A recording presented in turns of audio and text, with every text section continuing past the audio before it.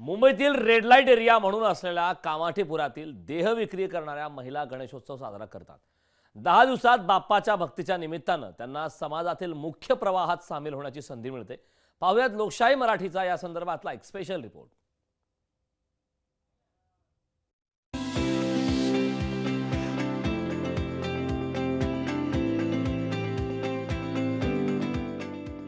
मुंबईतला कामाठीपुरा देहविक्रय करणाऱ्या महिलांची वस्ती।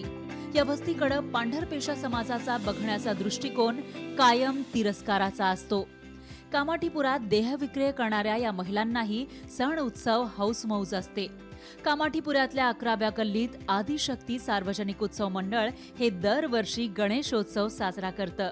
वर्गणी गोळा करण्यापासून ते मंडपाची व्यवस्था पाहण्यापर्यंतच्या सगळ्या कामांमध्ये देहविक्रय करणाऱ्या महिलांचा सहभाग असतो।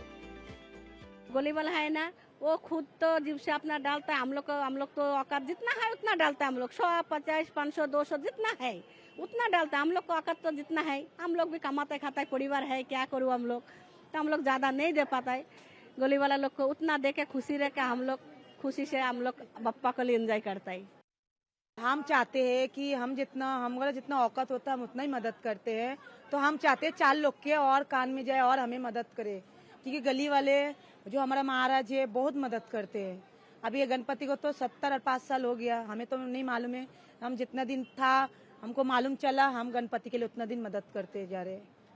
हम लोग है ना हर साल गणपति पप्पा का चंदा करते हैं, सब मिलके, बच्चे बड़े सब लोग मिलके, हिंदू मुस्लिम सब क्रिश्चियन लोग सब मिलके हम लोग धूमधाम से गणपति पप्पा को लेके आते हैं, खुशी बनाते हैं सब मिलके।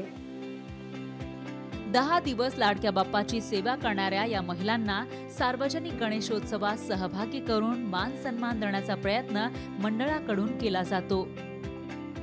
रेड लाईटची जे महिलांचं जे सपोर्ट आहे आमच्या मंडळाला ते खूप चांगलं आहे।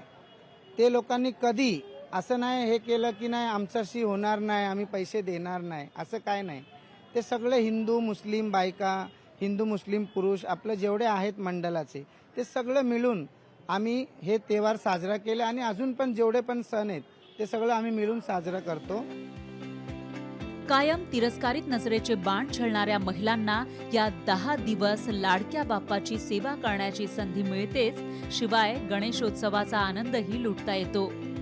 समाजाच्या मुख्य प्रवाहापासून लांब असलेल्या महिलांना या निमित्तानं थोडा वेळ का होईना लोकांमध्ये मिळण्याची संधी मिळते, हे नसे थोडके। गणपती बाप्पा म्हटल्यावरती बुद्धीचे आराध्य दैवत, यासोबतच विघ्नहर्ता, म्हणूनच गणपती बाप्पाची मनापासून पूजा अर्चना केली जाते। तशीच या देखील देहविक्री करणाऱ्या महिला गणपती बाप्पाची मनापासून मनोभावाने पूजा अर्चना करतात। त्यामुळे गणपती बाप्पा या महिलांचं देखील विघ्न दूर करू दे, अशीच गणपती बाप्पाच्या चरणी आपण प्रार्थना करूया। व्हिडिओ जर्नलिस्ट विनीत पेडणेकर सह मीनाक्षी म्हात्रे, लोकशाही मराठी, मुंबई। लोकशाही मराठी ऐका, पहा, जागरूक रहा।